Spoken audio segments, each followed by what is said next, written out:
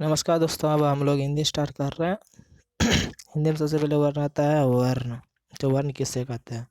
हिंदी भाषा के बाद छोटे से छोटे ध्वनि जिसके और अधिक टुकड़े न किया जा सके उसे वर्ण कहते हैं। वर्णों के व्यवस्थित समूह को वर्णमाला कहते हैं। हिंदी भाषा में हिंदी वर्णमाला में वर्णों की संख्या 44 और हिंदी बाल पोथी में 49 तथा देवनागरी लिपि में 52 होती है। वर्ण के भेद। वर्ण के दो भेद होते हैं, स्वर वर्ण और व्यंजन वर्ण। स्वर वर्ण आते हैं वे वर्ण जिनका उच्चारण स्वतंत्र रूप से किया जा सके या अन्य किसी वर्ण की सहायता के बिना जिनका उच्चारण किया जा सके स्वर कहलाते हैं। स्वर संख्या में 11 होता है जबकि मात्राएं की संख्या इसकी 10 होती है। जैसे कि आप लोग देख रहे हैं, जैसे लिखा हुआ है अ आ हर्षई दुर्गई हर्षऊ दुर्गऊ री ए आ। यहाँ पे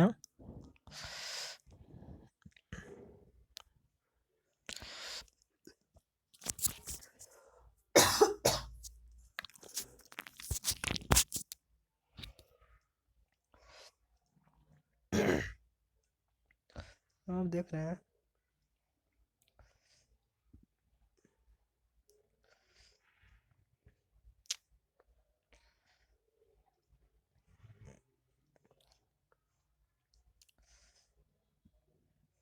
जैसे आ का हो गया आकर, हर्षई का ही सबकी मात्रा यहाँ पे नीचे में दिया हुआ है।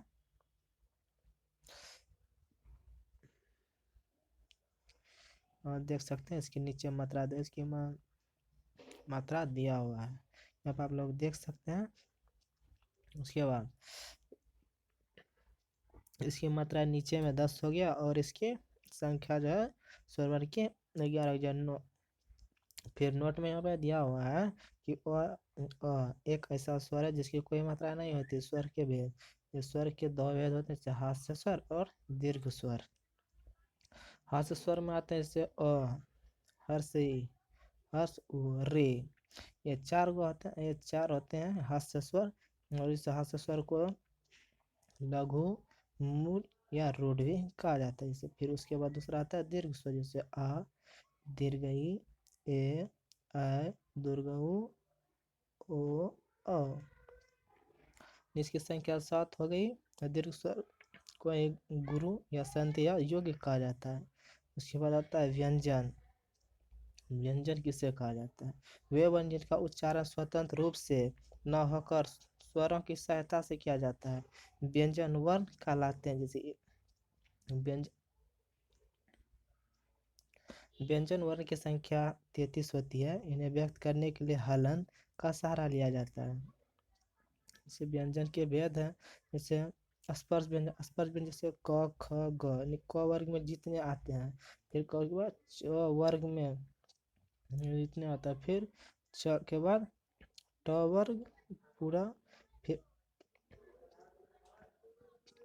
ट वर्ग के बाद फिर त वर्ग, उसके बाद फिर प फ प का पूरा प वर्ग लास्ट में आता है।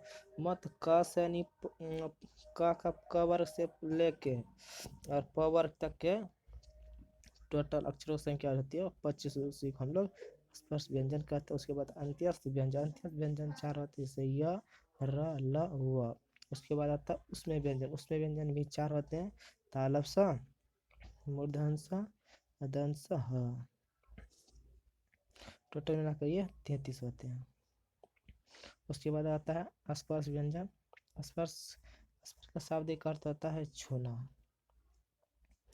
स्पर्श व्यंजन वे वर्ण जिनका उच्चारण करते समय मुख के कोई दो भाग आपस में एक दूसरे को स्पर्श करते हैं स्पर्श व्यंजन कहलाते हैं। इस संख्या में 25 होते हैं जिन्हें 5-5 के भागों में बांटा गया। जैसे क वर्ग में आ गया क ख ग घ अंगा।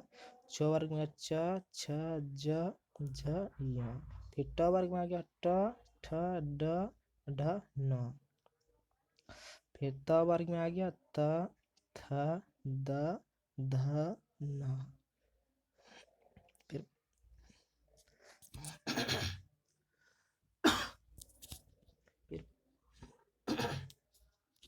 फिर प वर्ग में आ गया प, फ, ब, भ, म। उसके बाद आता है अंत्यस्थ व्यंजन। अंत्यस्थ, अंत्यस्थ का शाब्दिक अर्थ होता है अंदर की ओर या मध्य में रहने वाला। तो वे व्यंजन जिनका उच्चारण करते समय श्वास वायु मुख में अंदर की ओर प्रवेश करती है, इसे अंत्यस्थ व्यंजन कहते हैं या कहलाता है। उसके बाद आता है ये अंत्यस्थ व्यंजन चार प्रकार के होते हैं। अंत्यस्थ व्यंजन संख्या 4 होते हैं, जैसे कि आप लोगों ने ऊपर में पढ़ा था। उसके बाद आता है उसमें व्यंजन, उसमें क्या शाब्दिक अर्थ होता है गर्भ। वे वर्ण जिनका उच्चारण करते समय श्वास वायु मुख से वाष्प के रूप में बाहर निकलती है, उसमें व्यंजन कहलाते हैं। यह संख्या में 4 होते हैं। संयुक्त वर्ण, उसके बाद आता है संयुक्त वर्ण।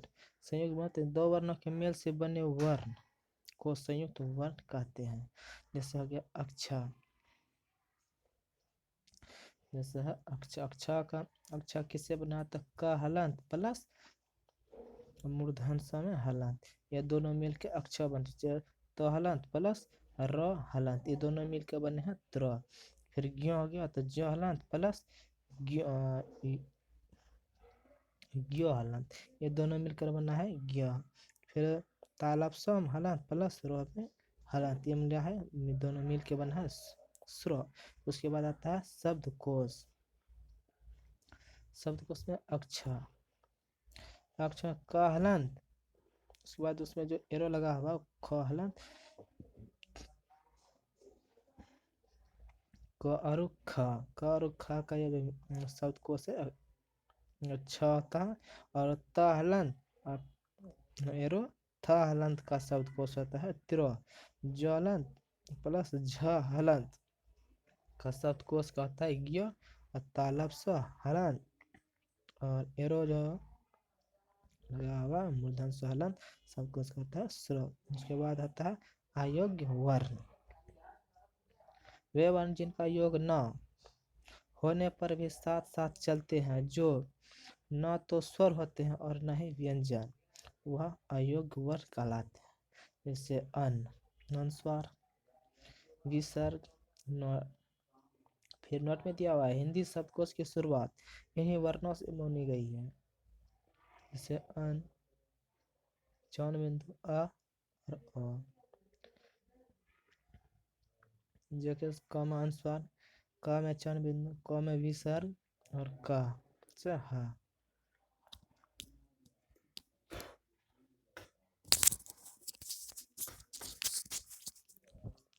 दिया हुआ है। उसके बाद आता है उत्क्षेप वर्ण। उत्क्षेप वर्ण जिन ध्वनियों के उच्चारण में जिह्वा मूर्धा को स्पर्श कर तुरंत नीचे गिरती है उन्हें उत्क्षेप वर्ण कहते हैं। जैसे हो गया ड और ढ। इसके नियम है, यदि शब्द की शुरुआत इन वर्णों से हो तो लिखते समय इनके नीचे बिंदु नहीं आता है।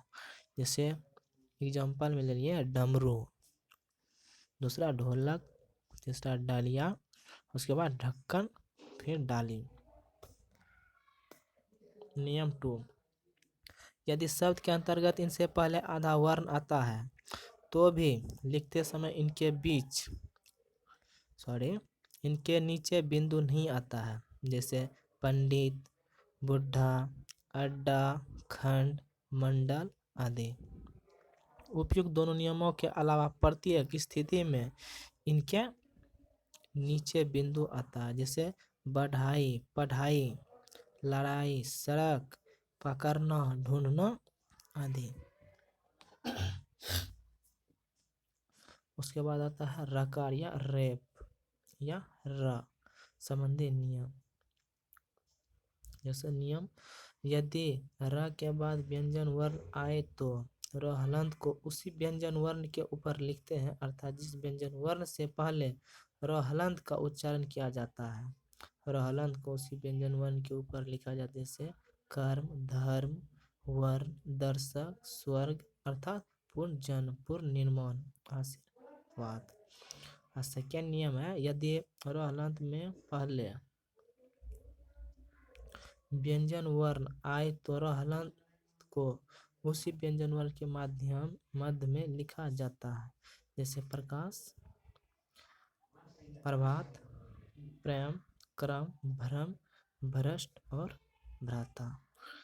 थर्ड नियम है इसका, ट वर्ग में रो हलंत को हमेशा वन के नीचे लिखा, जैसे राष्ट्र, ट्रक, ड्राइवर, ड्रग्स, ड्रमो और सड्रग, सड्रस। इसके बाद दोस्तों हम लोग इसके आगे की वीडियो कल बनाएंगे, पार्ट 2। उसमें आपको हिंदी के सारे वीडियो आपको उपलब्ध करा दी जाएगी। आप लाइन बाय लाइन देखते हैं, इसकी आपको हिंदी से भी क्वेश्चन नहीं छूटेगा। और हिंदी कल हम लोग संडे स्टार्ट करेंगे। तब तक के लिए नमस्कार।